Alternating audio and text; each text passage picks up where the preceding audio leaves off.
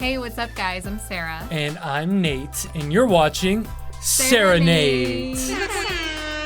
Today, we are ranking official Disney princes. 1, 2, princess stand before you. According to DisneyFandom.com, Disney princes are the official male lineups of the official love interests of the official Disney princesses. Did you get all that? I don't know if I got all that. So essentially, you have to be the protagonist who's in love with the princess. Hercules, for example, fits the mold of what a prince might be in theory. His dad is Zeus and his mom is Hera, king and queen of Olympus. But his love interest, Megara, is not an official Disney princess, Sarah. We are going to be ranking the princes based on their feats and accomplishments, their icon status, and their character arcs throughout the course of the movie. So without further ado, let's hop into the list. Wow, what a royal lineup, Sarah. What a royal rumble we've got going on today. I want some trumpets. So we have these in chronological order. So we're going to be starting with the very first animated Disney feature film ever, Snow White. And the prince is Prince Florian from Snow White. AKA just the prince. The prince. He kind of just stumbled upon Snow White one day. She was doing her chores outside and he sees her and she freaks out. Singing. She's like, oh my God, like, don't talk to me. He just rolls up to her and just falls in love at first sight and kind of pronounces his love to her. And when she runs up to the balcony and he's just like, la da da. She's just like looking out like, oh. And then the evil queen's like witnessing it from her blinds upstairs. Yeah, and she's like, hell no, this ain't about to go down. I'm the fairest of them all. That's the first time we see him, and then we literally don't see him until the last act of the film, like the second to last scene, where Snow White is in the casket sleeping, and he kisses rolls her. Up on the casket and kisses her dead lips. And to be fair, she's 15 years old based on the story, so 15-year-old necrophiliac. Yeah, Prince Florian doesn't really have a lot going for him right now. 2 scenes only. I'm looking at a D. I would agree, and he's honestly very forgettable. Like, I forget that he's a prince. I didn't know his name was Florian until the either. research. Next up, we have Prince Charming, also known as Prince Henry from Cinderella. This was Walt Disney Animation Studios' second princess film, 1953, so it's been like, I don't know, 15, 20 years since Snow White, so storytelling had developed a little bit, so he's fleshed out a little bit more than Florian, but still by today's standards, not so much. Not so much. Doesn't his dad want him to get married and stuff? And he's like, no, father. So he's just gallivanting about, and his dad is so hell-bent on getting married. So we meet his father before we meet him. And he's all like, oh, Prince Henry's on his way back. We have to get him married. I feel like we learn more about his father than we do him. And his dad's more of a fleshed out character. All we know about Charming is that he's charming. He's charming. He can kind of dance. He looks pretty dapper. I got to give him that. Yeah. And his dad is literally throwing a ball, casting the widest net of to find him a mate. Right. He dances with Cinderella. He falls in love with her at first sight, and they ride off in the little cart at the end. He doesn't really do much else. I mean, he tries to find the slipper. He tries to find her by going around and having women try on this slipper, and the shoe fits. Obviously, Cinderella. I gotta give him that he overcame not knowing who she was, and he found her. It's one town. It's not like he traversed the world to find Cinderella. I'm giving him a C. I'll give him a C because he's like a half a level above Florian. C for charming. Next up, we have Prince Philip from Sleeping Beauty. This is where Disney princes start to get cool. I think he's the true protagonist of the movie, along with the fairies. Aurora is just kind of a plot point. Yeah. In the beginning of the movie, he's trotting through the forest. His horse had like a personified personality to it, which I think was kind of neat. That paved the way definitely for like Pegasus. Anyways, he rolls up to Aurora and he's like, oh my God, she's so beautiful. They talk a little bit. They realize that they've seen each other once upon a dream. It just felt more like love than Charming and Florian. He kind of broke the mold for at least character arc in overcoming some odds. I mean, at the end of the day, he defeats Maleficent as a dragon, running through the vine forest that she created around escape the castle with the help of the fairies. And again, that's why they're like a combo protagonist. And then they take his sword and Ew. then he kisses her and she wakes up, obviously. She's not sleeping no more, you know what I'm saying? It seemed a little more permissible with him, though. Like Prince, whatever his face is, Florian. Yeah, it was just like, But Philip actually at least had a day of hanging out with her before he did that. Right. Philip, I think, broke the mold and kind of ushered in a new era of what a Disney prince or secondary protagonist can be. For that, I'm giving him a B. I agree with that. The next Disney prince we have is Prince Eric from The Little Mermaid. After Disney's Silver Age and before the Renaissance period is what's known as the Disney Dark Age. Dark times. Where there was no Disney princess stories or princes. He was the first prince since Philip. 30-year gap here. So Eric he's a seaman, he's a sailor. And Ariel finds him because one night she sees fireworks going on and she swims over to the boat and she's kind of spying on their little party and she sees him playing the little flute. The seas get really torrential. He falls out of the boat and is drowning and Ariel saves him. They have a lot of moments together of just little moments, like at the dinner table. Remember, a day of dates. It blossoms, I guess. I mean, yeah, it's a day, but at least it shows more of that than the previous movies like Snow White and Sleeping Beauty and Cinderella, where there's no conversations that are had at all between them. So when Ursula becomes huge at the end when she gets Triton's staff. The trident. Triton's trident? Or maybe I think is that the gum? Anyway, she's got this pokey thing and she becomes huge. And Eric steers the ship and veers it right into her. That was pretty crazy. That's a huge feat right there. What do you put him at? An S or an A? I feel like an A. I think S might be a little too much. He's right up there though, for sure. Next up, we have Prince Adam from Beauty and the Beast. He calls, what was it? She was a witch?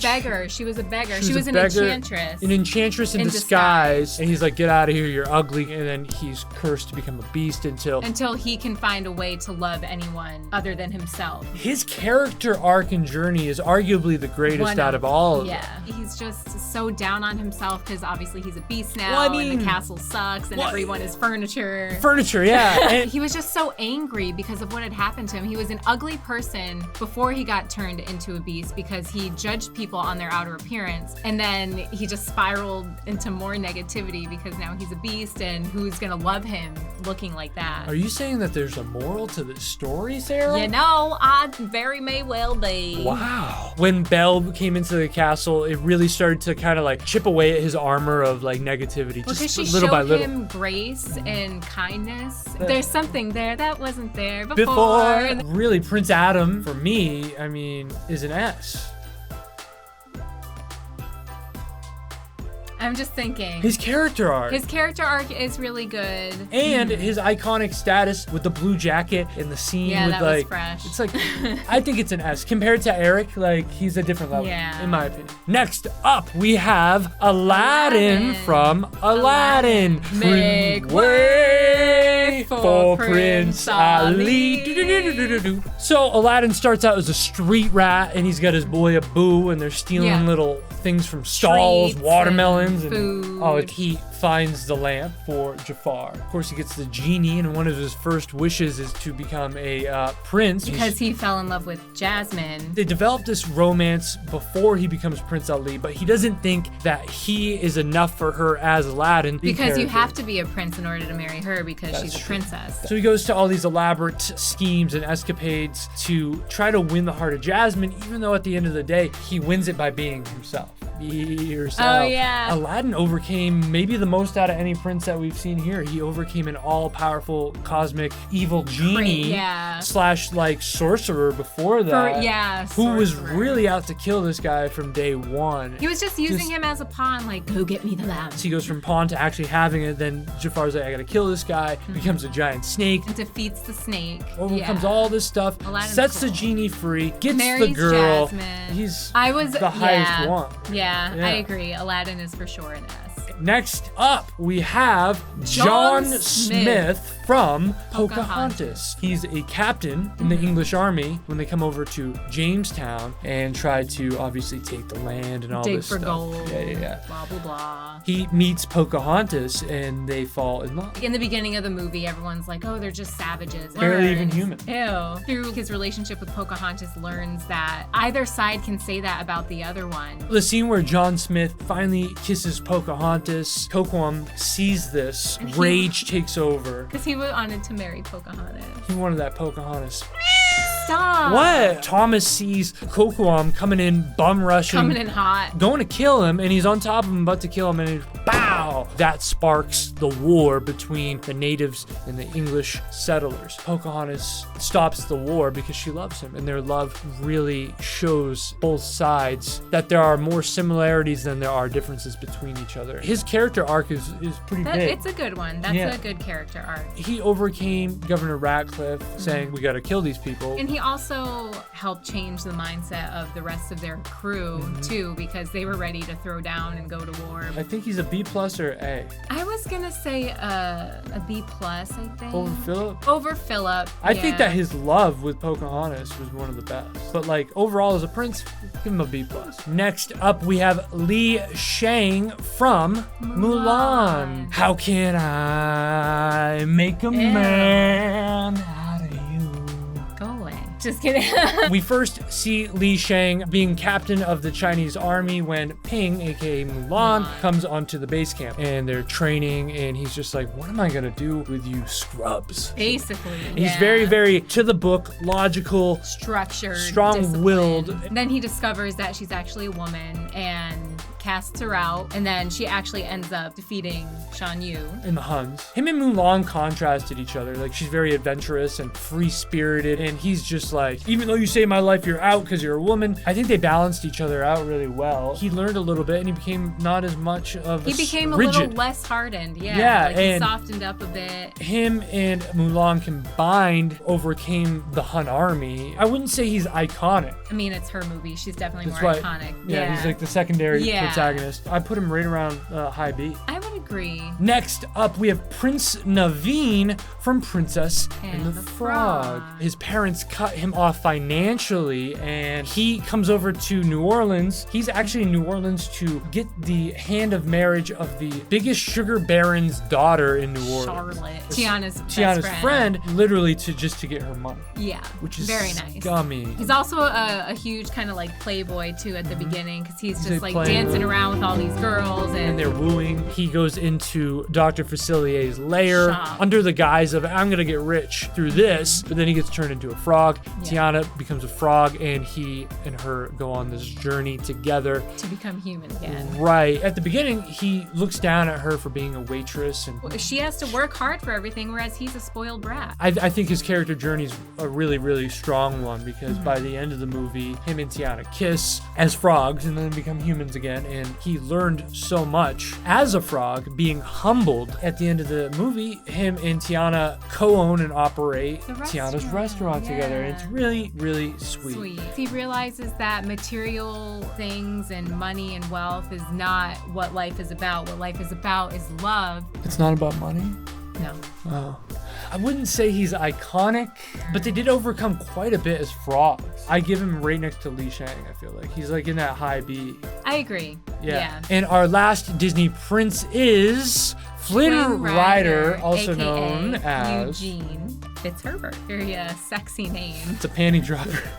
We first see him as Flynn Rider, a notorious kind of outlaw, wanted poster thief. Yeah. And they never get those posters right. They always make his nose like that's not my nose. He's stealing the crown in the very first scene that we see him in. Of the lost princess, which he finds out is Rapunzel. Where he finds her in a tower. She knocks him out because she's never had anyone else other than Mother Gothel in the tower. They finally go on an adventure together to get out. Because she bribes him. She's like, I'm not giving you back the satchel unless you take me to go see the lights. Really, their romance blossoms throughout the movie, and he teaches Rapunzel that not everybody out there is evil. And she teaches teaches him, don't steal. No, I'm just... Ew. She teaches him to be less self-centered because he was very egotistical at the beginning. He was only doing things for him, but then he saves her. He gets stabbed by Mother Gothel, and then she's gonna keep Rapunzel hostage forever, but then he cuts her hair so that it no longer has the magical powers. Right. I think he's modern day kind of iconic. Definitely out of the newer Disney movies, I would say that for sure. Overcame a lot in a big character journey. I think I'd put him at an A. I do too. Let's review the list. Let's. As our S's, we got Prince Ali, Aladdin, and Adam. The A's, we have Eric and Flynn Rider, Eugene Fitzherbert. And then our B's, we have John Smith, Li Shang, Naveen, and Philip. C, we have Charming, and D, Florian. I don't know. Is he an F? I don't know. He was the first prince. Let's give him that. That's our list. Let us know what Disney princes you agree with, what you disagree with. And I just had a thought, Sarah. What if we did a follow-up video of unofficial Disney princes ranked, like Hercules? That would be cool. Let us know if that's something you want to see in the comments below. Like this video, share this video, subscribe to the channel, and make sure you hit that bell button so you never miss a new episode. That's about all the time that we have for today, folks. So we will see you again next time. Adios.